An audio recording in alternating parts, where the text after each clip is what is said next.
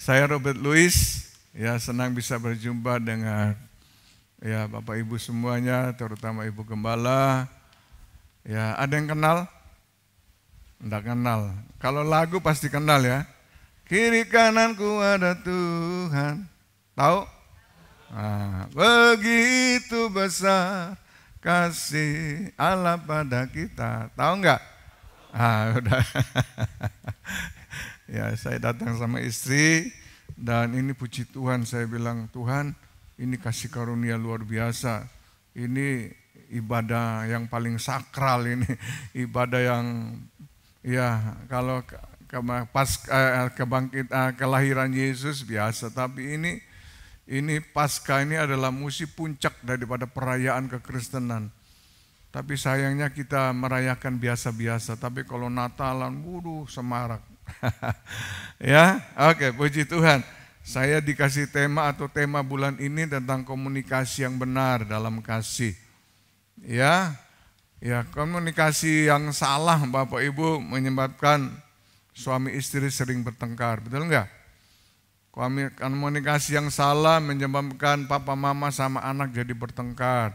Komunikasi yang salah menyebabkan teman kantor kita bertengkar. Komunikasi yang salah menyebabkan semuanya menjadi buruk adanya. Betul enggak? Betul enggak? Ya, oleh sebab itu mari kita akan belajar tentang komunikasi ini Bapak Ibu. Ternyata dari pengalaman kebangkitan Yesus, ya, kita mempunyai kisah tentang komunikasi yang salah. Ya, mari kita baca di dalam Lukas 24 ayat pertama sampai yang ke-12. Nah, sudah ditayangin di sini, kita baca sama-sama. Saya baca ayat yang pertama, Bapak Ibu baca ayat yang genap ya. Tetapi pagi-pagi benar, pada hari pertama minggu itu mereka pergi ke kubur membawa rempah-rempah yang telah disediakan mereka. Dan setelah masuk mereka tidak menemukan mayat Tuhan Yesus.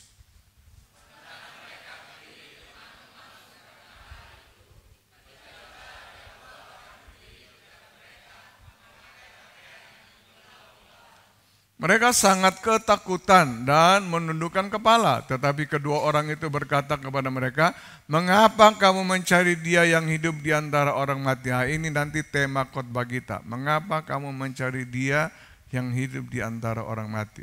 Terus.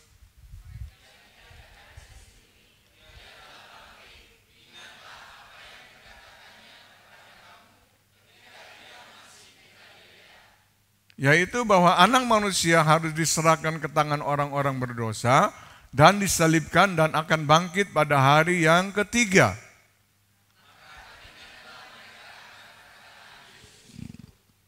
Dan setelah mereka kembali dari kubur, mereka menceritakan semuanya itu kepada ke-11 murid dan kepada semua saudara yang lain.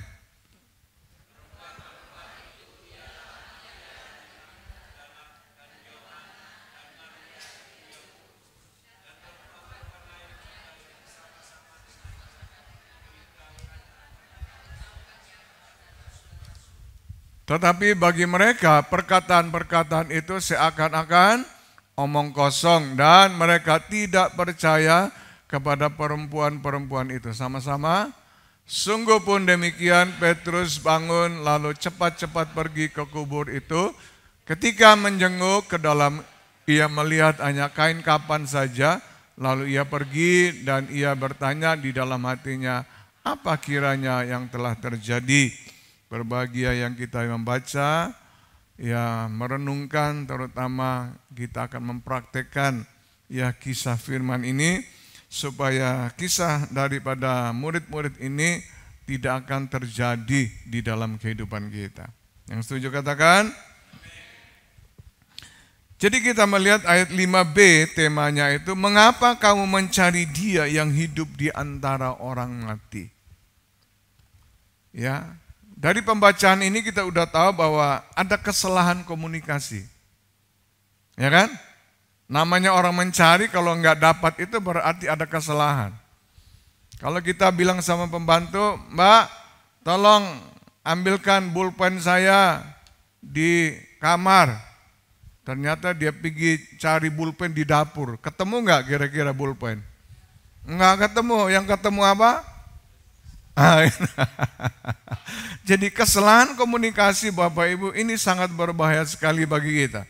Jadi kalau selama ini Bapak Ibu masih terus bertengkar, sudah punya anak masih terus tengkar, bahkan punya cucu cicit masih bertengkar, ya jangan berkata, waduh kayaknya nggak cocok ini.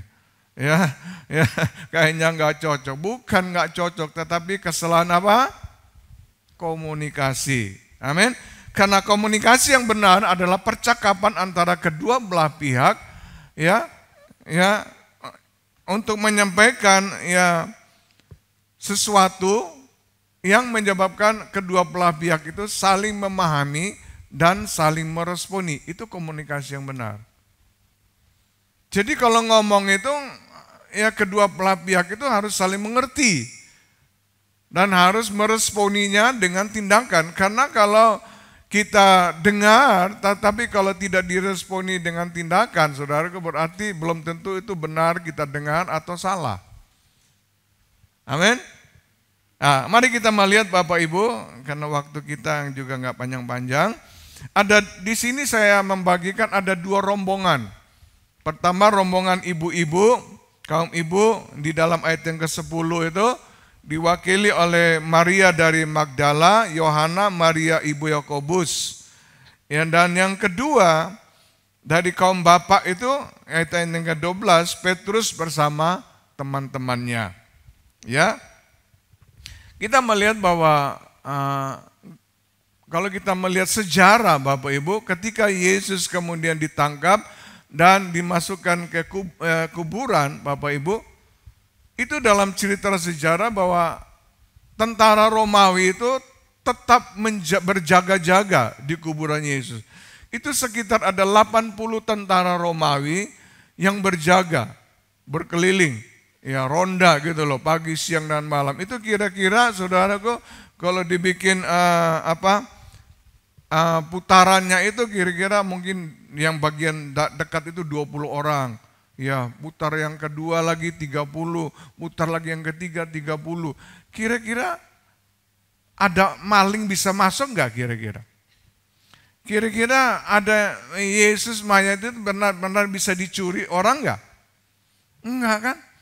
Bayangin itu batu yang diguling aja Bapak Ibu. Wah, itu beratnya minta ampun. Enggak mungkin satu orang saudaraku bisa guling batu. Harus memakai ya beberapa orang, cukup banyak orang dan perlu ya serentak 1, 2, 3 dorong, 1, 2, 3 dorong lagi. Saya ingat kayak kalau di luar pulau itu ya zaman dulu itu orang narik kuburan itu loh. Ya narik kubur batu ya kayak begitu saudara. Ya nggak mungkin ya, dan ceritanya sudah mustahil Bapak Ibu. Ya, tetapi kita melihat bahwa mengapa mereka mencari Yesus dan tidak ketemu.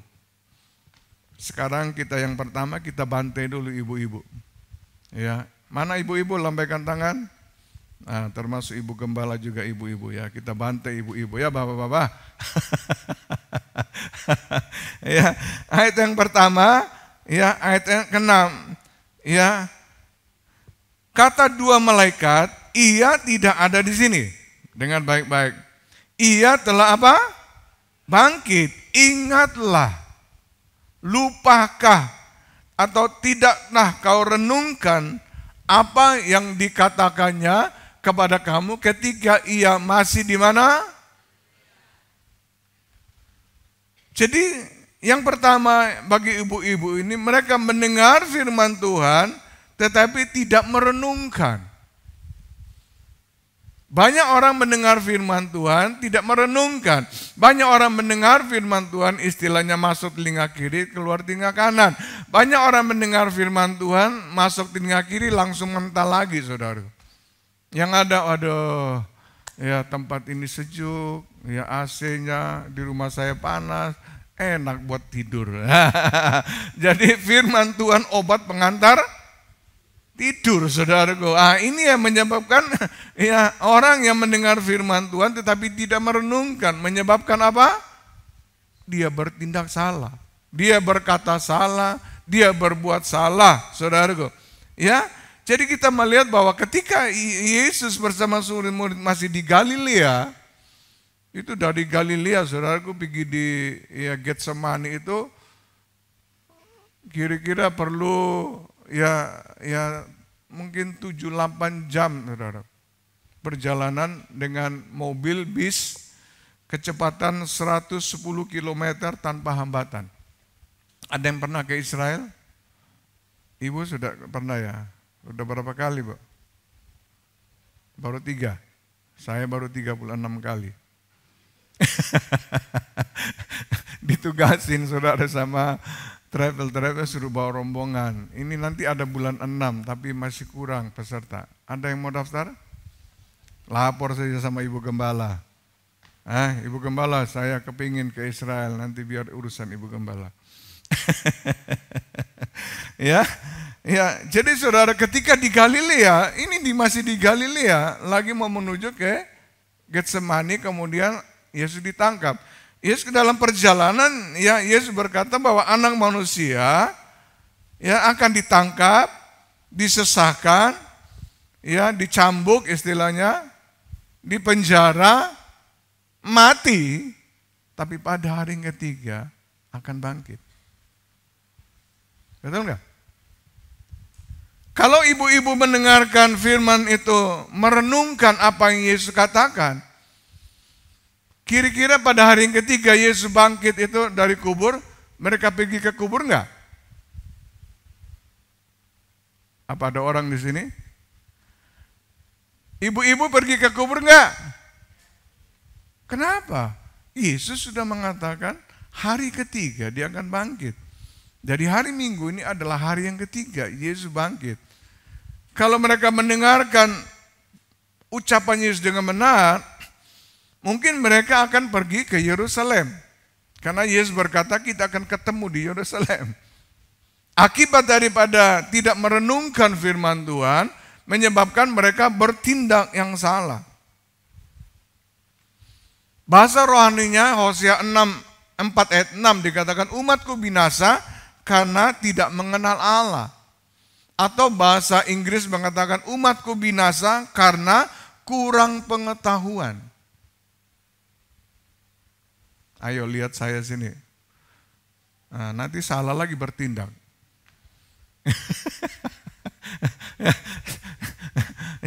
Jadi telinga saudara mendengar suara saya, mata kepala saudara ngadap ke tempat lain. Nah ini yang celoko. Ada sebab itu ayo fokus kepada saya. Amin. Ya, dikatakan kalau kita kurang pengetahuan aja saudara, kita itu binasa. Apalagi kalau tidak mengenal Allah. Siapa Yesus? Ya dia Tuhan Juru Selamat. Siapa Yesus? Dia yang menyelamatkan sama. Tapi tidak pernah mengenal siapa Yesus. Tidak pernah mengerti firman Tuhan. Setiap hari berkata apa kita tidak menganggap. Menyebabkan kita akibatnya saudaraku, kita terus mengenapi jalan buntu, kita terus mengenapi persoalan masalah yang tidak kunjung selesai Bapak Ibu. Nah, kita melihat bahwa dalam ayat yang pertama pagi-pagi benar wanita-wanita itu pergi ke kubur membawa apa? Rempah-rempah pingin merempah Yesus, betul enggak? Dan ketika dia sampai di kubur tidak ketemu Yesus, itu rempah diapakan? Apa tetap ditabur atau dibawa pulang? Ada orang enggak di sini? Apa pertanyaan saya kurang jelas? Pak, soalnya ya, saya senang kalau gini supaya saudara tetap ya kayak dosen guru-guru kalau ngajar, kalau ngomong itu kan enak gitu. Daripada saudara ganggeng sampai di luar, sampai di rumah. Ya, ngerti nggak firman? Ngerti. Wah, enak pembicaranya, suka nyanyi-nyanyi. Ya, jadi kita melihat kembali kepada firman Tuhan ketika ya walaupun tidak ditulis, saya percaya pasti rempah-rempah itu dibawa pulang. Kenapa? Ngapain mau dirempahin siapa? Yesus nggak ada dikuburin. Nah, rempah itu gambaran daripada persoalan masalah kita. Kalau kita punya persoalan masalah, saudaraku, ya banyak orang pergi ke kubur. Untuk mencari apa? Mencari apa? Jawaban.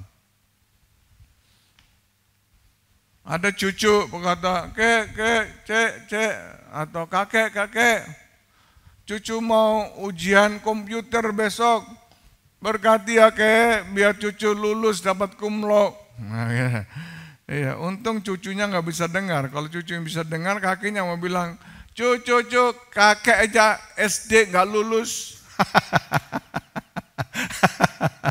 Betul nggak? ya, ada banyak kita kalau ke kubur, saudaraku, mulai ngobrol. Padahal Alkitab berkata setelah orang itu mengembuskan nafas terakhir, selesai sudah, tidak ada hubungan lagi kita dengan orang. Amin. Makanya kadang-kadang orang bilang, aduh, ya papa mama saya kok datang ya, berarti saya harus pergi siram rampe ini. Ini kalau enggak bahaya. Benar apa salah? Nah, iya. Ya, jadi orang Kristen itu harus mengerti firman. Ya, supaya kita jangan sembarangan kata kakek nenek, kata opa oma, kata papa mama, jangan. Kata firman benar enggak gitu saudara. Kalau firman tidak berkata jangan pergi ke kubur atau perlu pergi ke kubur, tapi jangan berdoa, bercakap-cakap dengan ya orang yang sudah meninggal, ya karena sudah tidak ada hubungan sama sekali, saudara. Nah, kita melihat saudaraku, ya atau dengan kata lain, jangan kita berkata Bapak Ibu, ya sudah terlambat, nasi sudah jadi bubur. Jangan kita berkata rumah tangga kita sudah nggak bisa diselamatkan lagi. Jangan kita berkata saudaraku, hutangku sudah nggak bisa bayar lagi, rumahku akan disita. Ya jangan saudaraku. Ya karena kalau kita berkata demikian saudaraku, kita sama dengan murid-murid seperti ibu-ibu tadi yang tidak percaya bahwa Yesus sudah bangkit, mereka pergi ke kubur. Ya, ada berapa banyak Bapak Ibu orang hidup dalam kesia-siaan, ya, merasa sudah tidak mungkin, sudah terpuruk hidupnya, putus asa, saudaraku, percuma, tidak ada tanda-tanda pemulihan, doa sudah nggak ada jawaban, doa puasa, doa malam, doa tengah malam, ya. Tetapi tadi dikatakan doa malam di sini adalah tulang punggung, itu benar, saya setuju. Ya karena orang kalau ke gereja ini kadang-kadang sudah, ya orang Kristen tidak ke gereja hari Minggu gimana, tapi kalau dia bisa datang doa malam itu benar-benar ya dia dalam pergumulan, dia benar-benar rindu berjumpa dengan Tuhan. Betul enggak? Nah, oleh sebab itu sekali lagi jangan berkata tidak mungkin, tak ada mungkin. Ya, tetapi mari Bapak Ibu kita mau berkata ya pada hari ini ya karena Yesus sudah bangkit. Ya karena Yesus sudah bangkit, kasih kunci G. Karena Yesus sudah bangkit, kita berarti kita punya pengharapan. Setuju katakan amin. Karena Yesus sudah bangkit, pasti kita punya jalan keluar dalam menghadapi masalah. Karena Yesus sudah bangkit, pasti ada pertolongan. Karena Yesus sudah bangkit, pasti ada mujizat. Yang setuju katakan amin. Oh, halah sebab apa? Ayo. Loh, ini jari saya. Oh, dimatiin. Ya. Ini pesawat lagi take off. Jangan dirubah-rubah. Haleluya, sebab Yesus hidup. Ada hari esok. Sebab Yesus hidup. Apa? Gentar-gentar jalan. Karena Yesus hari esok hidup jadi berarti sebab Yesus hidup. Sebab Yesus hidup. Ada hari esok sebab Yesus hidup. Gentar-gentar karena Yesus hari esok hidup jadi berarti sebab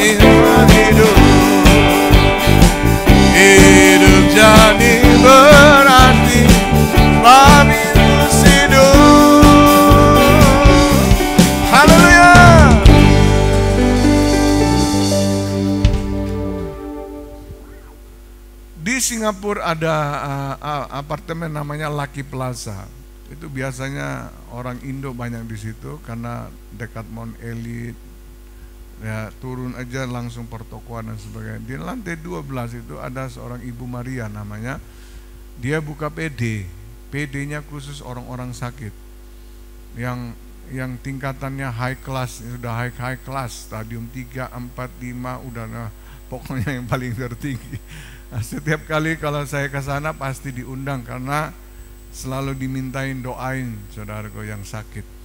Nah, ada seorang ibu dari Jakarta bercerita waktu saya di sana bahwa sebelum dia mengalami mujizat, yaitu sebelumnya dia mendengar firman Tuhan. Ya, yang mana pendeta mengatakan bahwa kita harus mendengar firman Tuhan, merenungkan firman Tuhan, dan bertindak sesuai firman Tuhan. Akhirnya bagaimana caranya? Dia pulang di Jakarta, itu ayat-ayat tentang kesembuhan itu ditulis. Jadi ketika dia bangun tidur, di temboknya sudah ada ayat firman Tuhan masalah kesembuhan. Dia baca, ngucap firman Tuhan, amin. Ya, ketika dia pergi ke toilet, dia duduk, nongkrong, saudaraku, dia pasang ayat di depannya, ada juga ayat terus. Jadi ketika dia setor, dia ngucap firman Tuhan, memperkatakan mujizat kesembuhan kepada kankernya yang sudah stadium 3, saudara Ibu. Ya, dia duduk di meja makan, di hadapan temboknya sudah ada lagi ayat firman Tuhan yang mengatakan tentang kesembuhan. Itu diucapkan bagi dia dan diperkatakan bagi dia, baru dia makan. Itu terus dilakukan. Singkat cerita, Bapak Ibu, setelah berapa bulan itu selesai, ya dia lakukan, dia mungkin, ya dia kan mesti pergi kemo setiap bulan sekali di Singapura. Pada bulan-bulan ketiga atau bulan keempat dia pergi lagi di sana.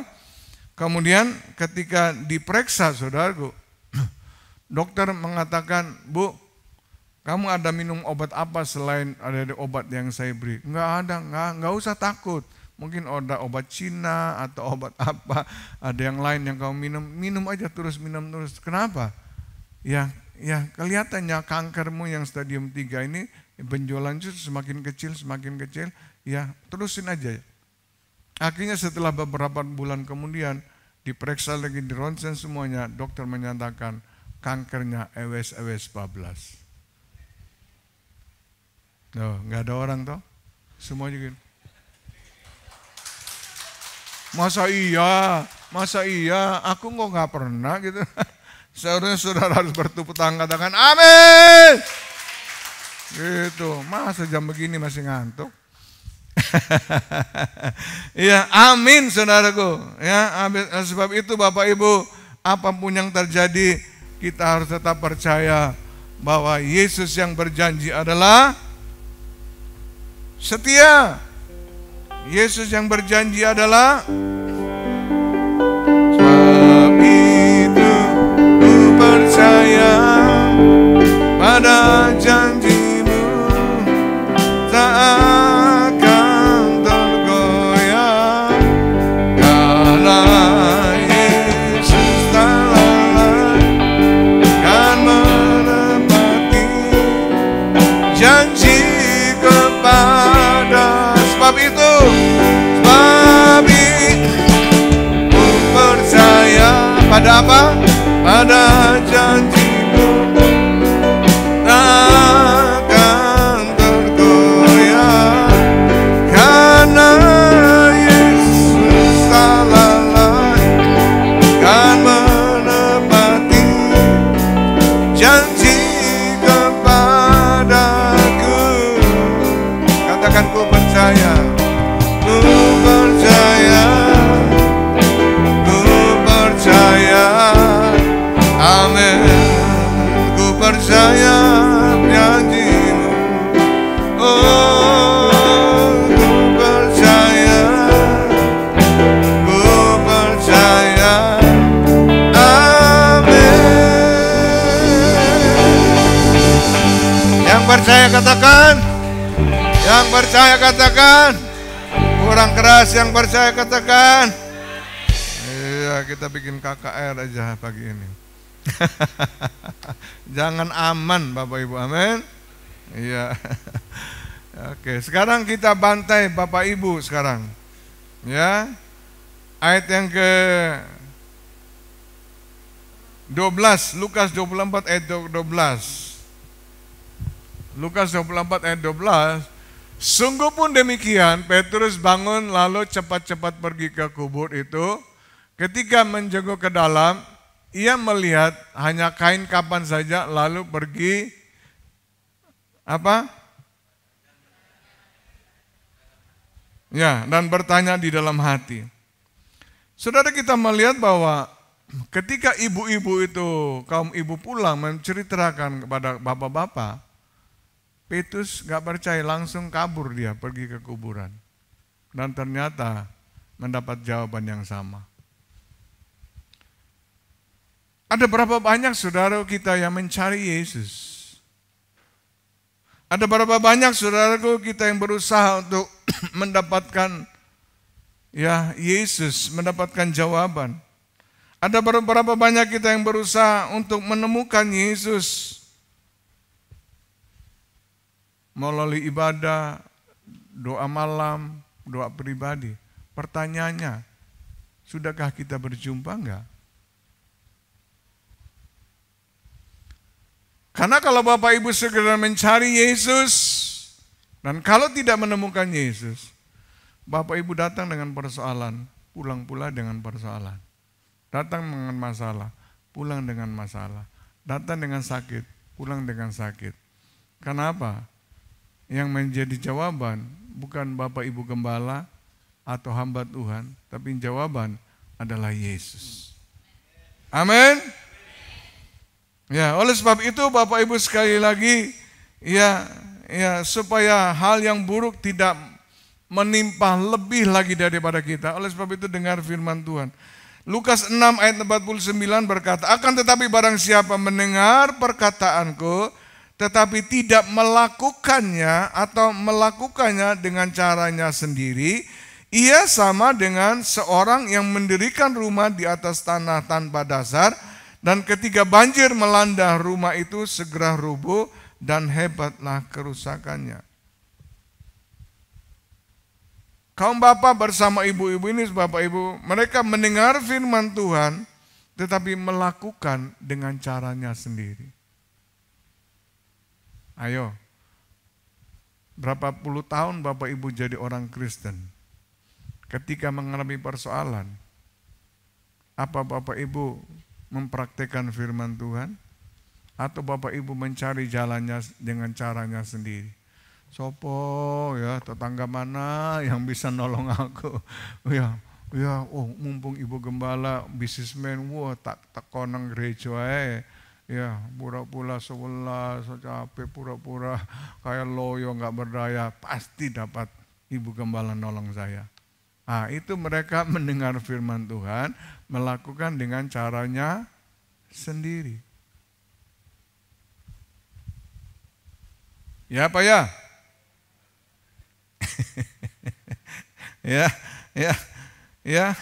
Saya kasih contoh aja deh. Ada seorang wanita Manado, ini sudah menikah. Dia berusaha, usahanya korden. Kordennya dia tuh hebat sekali.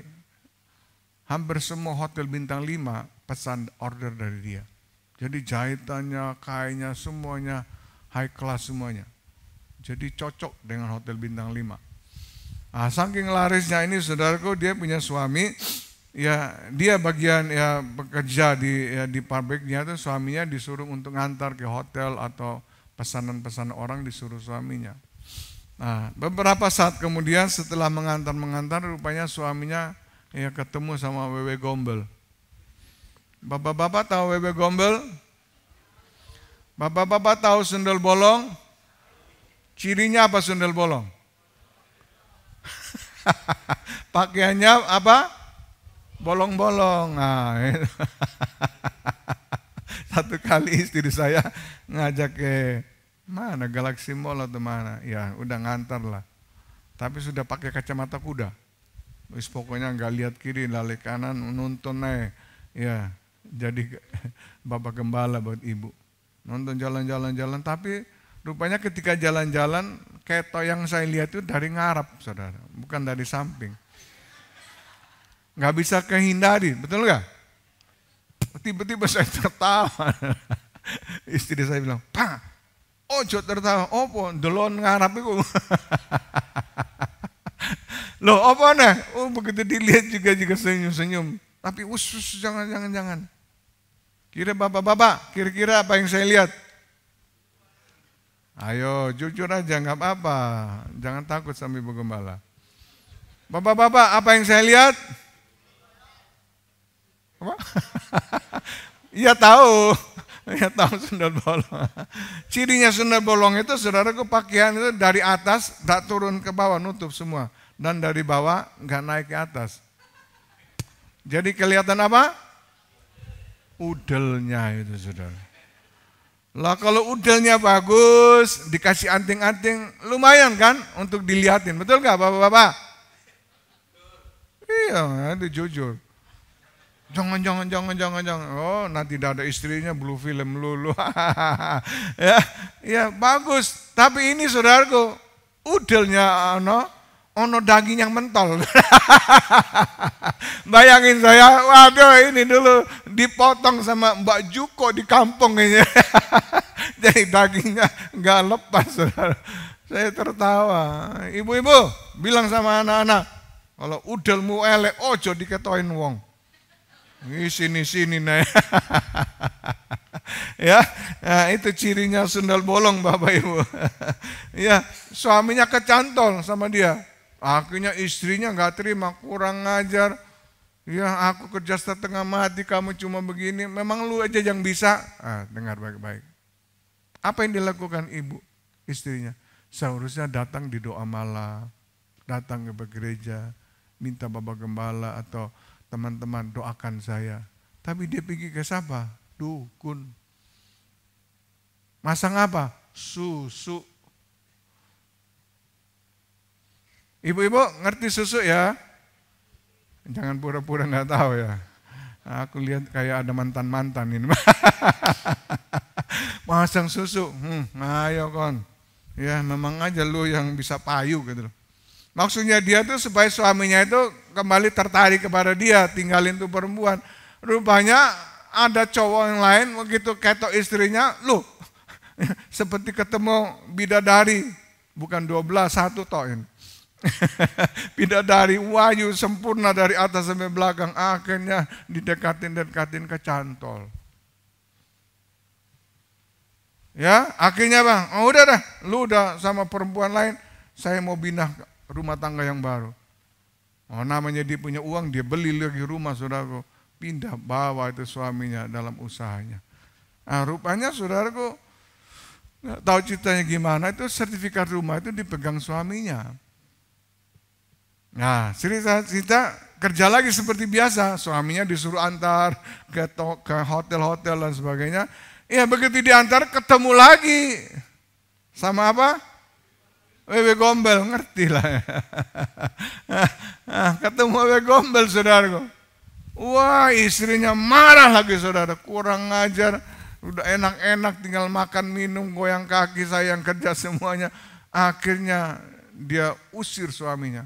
Begitu usir suaminya, suami pergi cari pengacara, bawa sertifikat rumah. Akhirnya singkat cerita, ya justru istrinya itu yang keluar dari rumah. Akhirnya Bapak Ibu, karena begitu pressure-nya, tekanan yang begitu mengerikan, akhirnya kena penyakit lupus. Terakhir waktu lupus, saudara, baru saya dipanggil untuk minta didoakan. Ya kalau sudah begini mau diapakan? Paling Tuhan nyatakan mujizat. Gak mungkin saya flashback kembali, saudara. Betul gak? Dan akhirnya selanjutnya cerita, saudaraku, innalillahi wa inna ilaihi raji'un. Dari orang yang beribadah karena mendengar firman Tuhan, melakukan dengan caranya sendiri. Bapak Ibu, ya hati-hati dengan kehidupan. Iblis terus, ya sebelum kita mendapatkan mujizat, iblis selalu mencari cara-cara untuk menghalang-halangi. Ya berbahagialah kita yang mendengar firman Tuhan. Ketika persoalan menimpa kita, kita tetap mencari Yesus. Amin. Yakobus 1 ayat 25 berkata, tetapi barang siapa meneliti hukum yang sempurna, yaitu hukum yang memerdekakan orang, dan ia bertekun di dalamnya, jadi bukan hanya mendengar untuk melupakannya, tetapi sungguh-sungguh melakukannya, ia akan berbahagia dan oleh apa? Perbuatannya. Berbahagia itu artinya beruntung, mujur, hoki oleh karena perbuatannya. Jadi ternyata Tuhan itu sudah memberikan firman Tuhan begitu sempurna bagi kita. Supaya kita jangan mengalami jalan buntu. Supaya kita ketika mari persoalan, jangan sampai kita jatuh tergeletak. Kita bisa jatuh enggak? Bisa, tetapi Alkitab berkata orang yang mendengar melakukan firman Tuhan tidak sampai tergeletak. Artinya itu sampai tidak berdaya, hancur-hancuran. Sebab apa? Tangan Tuhan menopang. Oh, saya punya banyak cerita tentang hal-hal demikian Bapak Ibu. Ya, kita mau suksesnya saudaraku, tetapi tidak mau mendengarkan firman Tuhan. Kita mau suksesnya tapi tidak mau menjadi pelaku-pelaku firman Tuhan. Kita mau suksesnya tetapi kita tidak mau berbicara firman Tuhan dengan benar. Orang-orang seperti ini no hope. Walaupun saudara tak pernah aktif gereja, sudah menjadi pelayan Tuhan, pengkhotbah sekalipun, kalau engkau tidak mendengar firman Tuhan, merenungkan, melakukannya, tidak ada harapan bagi kita. Kita harus mendengar firman Tuhan dan melakukannya dan berbicara dengan benar. Percayalah, pasti ada jalan keluar. Satu orang tahu. Saya bertanya lagi. Kita harus mendengar firman Tuhan, melakukannya dan berbicara dengan benar. Percayalah, pasti ada terobosan baru. Nah, lebih keras. Belum semua. Kita harus percaya firman Tuhan, melakukannya dan berbicara dengan benar. Percayalah, pasti ada mujizat. Yang percaya katakan. Oh, haleluya, haleluya. Kasih G. Sebab itu ku percaya pada janjimu, tak akan tergoyah. Karena Yesus telah kan menepati janji kepadaku.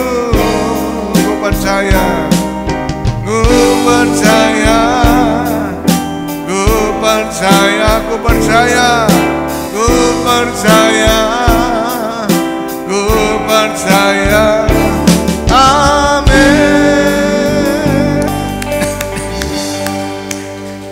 Haleluya. Ya, kita bantai lagi ini kaum bapak ini. Ibu cuma sekali, bapak sampai 2 kali. Berarti bapak ini memang parah. Iblis itu kalau serang itu pasti bapaknya, saudara, kepalanya yang dicari, betul enggak? Kalau bapak kepalanya kena, oh istri anaknya katut semuanya. Oke, yang ketiga Bapak Ibu, kenapa mereka mencari Yesus dan tidak ketemu? Ayat yang ke-11. Tetapi bagi mereka, jadi apa yang dikatakan ibu-ibu itu, kaum ibu kepada bapak-bapak, ucapan-ucapan ibu-ibu itu, perkataan-perkataan itu seakan-akan apa? Bayangan omong kosong. Ya, padahal ibu-ibu udah menggas-menggas lari dari kuburan, bikin ketemu bapak-bapak, ya omong kosong. Dan mereka tidak percaya kepada perempuan-perempuan itu. Oh, haleluya. Kepekaan antara bapak dengan ibu itu biasanya lebih peka mana? Iya.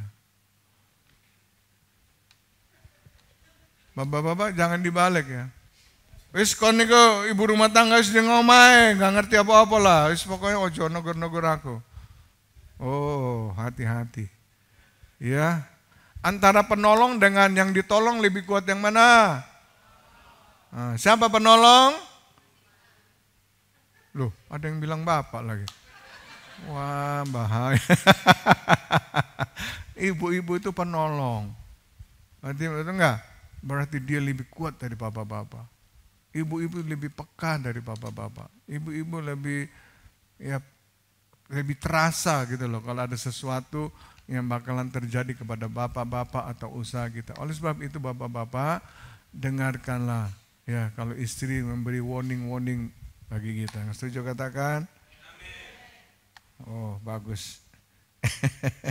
Ya dikatakan mereka mendengar firman Tuhan tetapi tidak percaya. Nah, mendengar firman Tuhan tapi tidak percaya itu Alkitab berkata itu dosa. Apa? Dosa. Itu ada di dalam Yakobus 16 ayat ke-9 dalam terjemahan lama. Ya. Jadi kalau Bapak Ibu dengar firman Tuhan tapi tidak percaya itu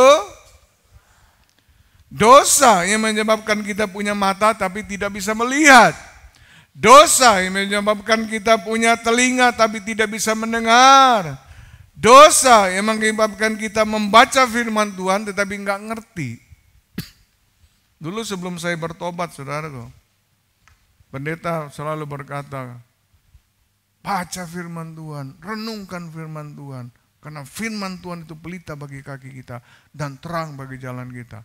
Saya jawab di belakang, gue udah baca tapi nggak ngerti. Ada berapa banyak orang, saudara, yang membaca firman Tuhan tidak ngerti. Ada berapa banyak saudara dengar khotbah tapi susah untuk nyantol, saudara.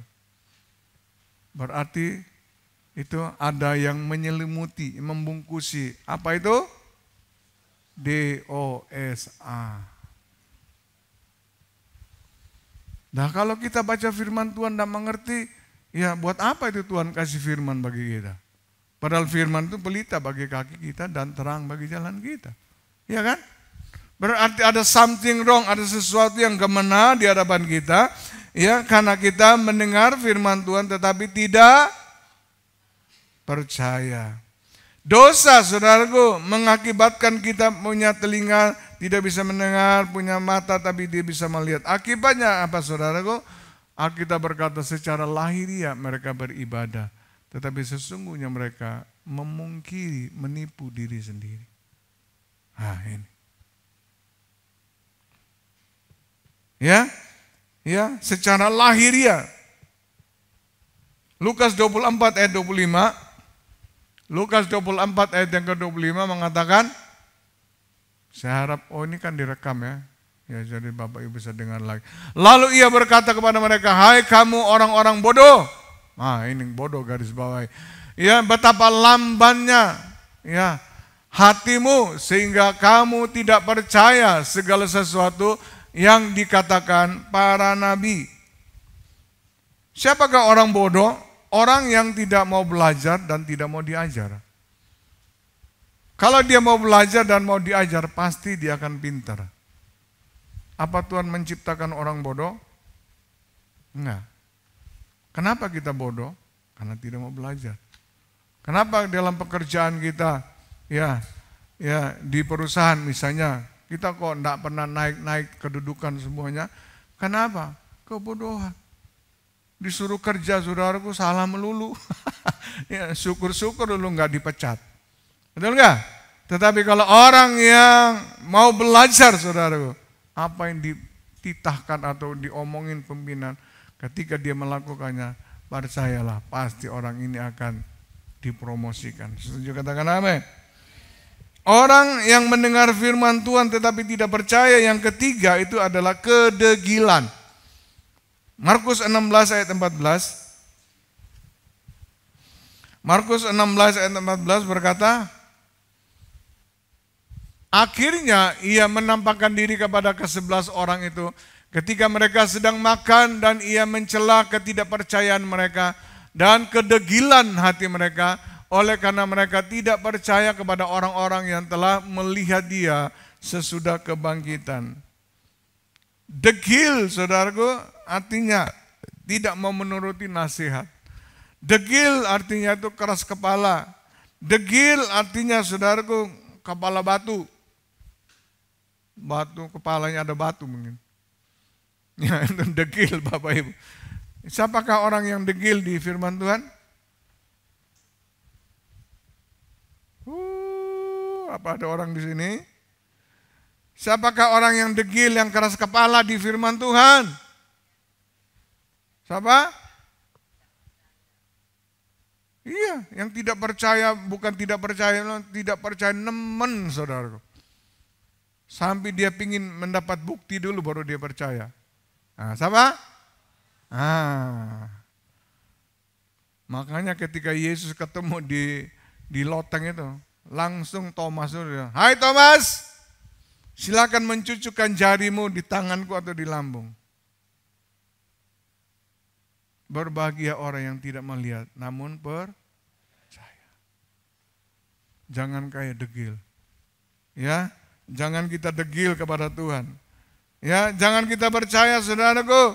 Ya, kalau saya diberkati, saya pasti akan memberi persembahan perpuluhan saya untuk pembangunan gereja. Saya akan gantikan musik-musik ini. Ya, kalau saya diberkati, bayangin. Kalau saya, berapa banyak kita sedang, kalau saya disembuhkan, saya pasti melayani Tuhan. Kalau nggak sembuh, bye-bye Tuhan. Apalagi kalau di ruang, paling enak di ruang ICU. Wah, kata-kata mutiara metu kabeh, saudara. Tuhan, ya kata-kata mutiaranya keluar, betul nggak? Ngerti bapak-bapak kata mutiara? Tuhan, aku percaya mujizat-Mu. Ya, kasih saya umur panjang. Saya akan melayani Engkau. Saya akan jadi pendeta. Saya akan mau disuruh apa saja. Ya, oh saudaraku, sering kita berkata-kata demikian saudaraku. Tetapi mari Alkitab berkata, ya Mazmur 37 ayat yang ke-25, dikatakan dahulu aku muda. Ini Daud. Saya sudah ambil ayat ini untuk masukkan di lagu berkat anak cucu. Sekarang telah menjadi tua, tetapi tidak pernah kulihat orang benar saudaraku, ditinggalkan atau anak cucunya minta-minta roti. Bayangin orang benar ditinggal sampai anak cucunya itu tidak akan menjadi minta-minta, pengemis, melarat, menderita. Dengar itu. Ya, karena apa? Tiap hari Tuhan menaruh belas kasihan dan memberi pinjaman dan anak cucunya menjadi berkat. Yang mendengar katakan, siapakah orang benar? Orang yang mendengar firman Tuhan dan merenungkannya. Siapakah orang benar? Orang yang mendengar firman Tuhan menjadi pelaku-pelaku firman Tuhan. Siapakah orang benar? Orang yang mendengar firman Tuhan tetapi percaya sungguh-sungguh atas firman Tuhan. Lihat sebelah kiri kanan. Kamu potongan min orang benar enggak? Ya. Ayo tanya dia, tanya. Kamu orang benar enggak? Yang ditanya jawab. Aku orang benar, bilang gitu. Ayo, saling bertanya. Loh, ada yang gini.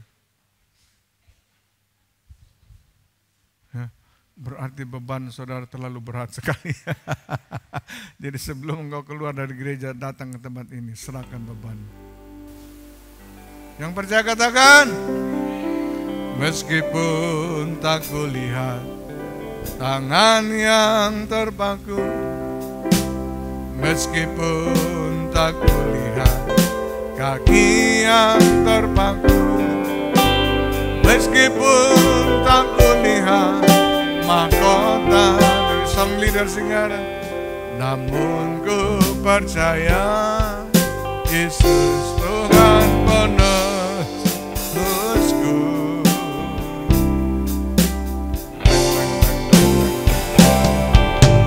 Meskipun tak kulihat lambung yang tertikam, meskipun tak kulihat darah yang mengalir, meskipun tak kulihat tubuh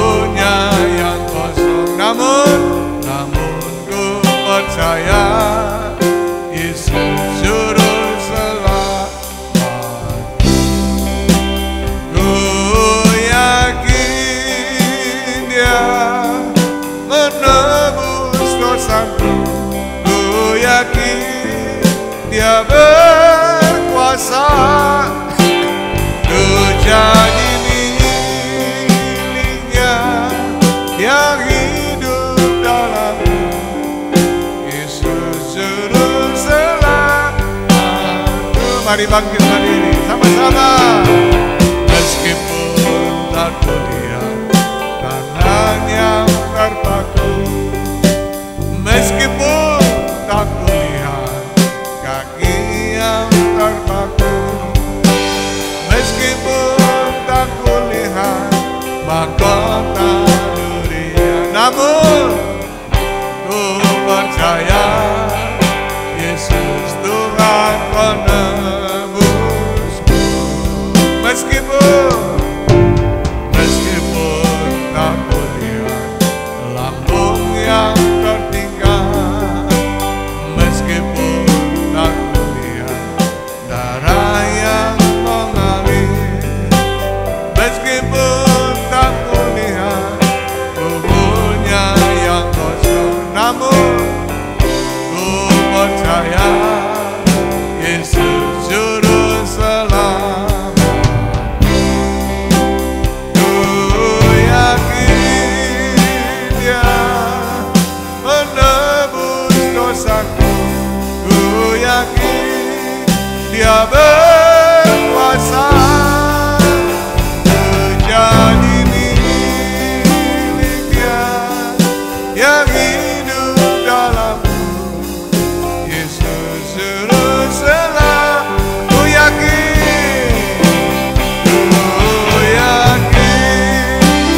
Dia menebus dosaku, ku yakin Dia berkuasa menjadi miliknya yang hidup dalamku. Juru selamat. Musik memainkan dengan lembut, saudara pejamkan mata sejenak. Sudah berapa banyak saudaraku, berapa tahun main musik, main aja lagunya. Sudah berapa tahun, puluhan tahun saudara menjadi orang Kristen. Oh lah. Ada berapa banyak persoalan masalah yang saudara hadapi dalam kehidupan hari-hari ini. Alkitab berkata, hari-hari, bulan, bahkan tahun ke depan tidak akan lebih baik ya daripada hari ini. Kalau hari ini aja kita sudah mengalami persoalan masalah, ada banyak kesusahan, bagaimana dengan bulan, tahun-tahun akan ke depan? Bapak Ibu, jangan bermain-main ya, karena iblis terus berjuang, saudara. Sesuatu yang merusak, menghancurkan, membuat kita susah, menderita, bukan dari Tuhan, tapi dari iblis. Iblis sedang membuat bangsa-bangsa hari-hari ini berperang. Terjadinya peperangan, pembunuhan, goncangan di mana-mana, banjir di mana-mana. Bahkan diprediksi Indonesia, saudara, akan terjadi gempa yang maha dahsyat, sampai skalarnya bisa 8 ke atas. Itu dimana ya punggung kerak bumi itu akan bergeser. Pulau-pulau Indonesia bisa pisah, terbelah dan sebagainya. Saudara lihat di yang barusan terjadi itu, di mana itu gempa bumi yang sampai 7,7 skala. Gedung-gedung berlantai tiba-tiba hancur. Manusia-manusia dikuburkan. Seperti zamannya Musa ketika bangsa Israel ke tanah perjanjian. Akibat ada kedegilan, ketidakpercayaan, akhirnya pemberontakan, percaya ilah-ilah. Mereka jalan itu tanah terbelah, mereka terkubur ratusan ribu ditutup kembali. Mereka jalan, saudaraku, dipakut ular. Ini zaman perjanjian lama sudah terjadi demikian. Bahkan di akhir zaman ini, saudara, kebejatan moral manusia sudah melebihi daripada zaman Sodom dan Gomora. Sodom dan Gomora aja dimusnahkan dengan api dan belerang. Apalagi zaman saat ini. Bapak Ibu, ambil keputusan hari ini. Karena ini berakibat kepada anak cucu kita.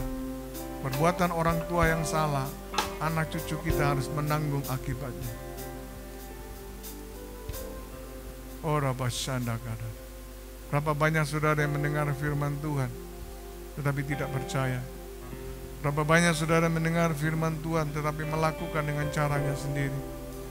Berapa banyak saudara yang percaya firman Tuhan tetapi saudara berkata, ya lebih percaya kepada kemampuan kita.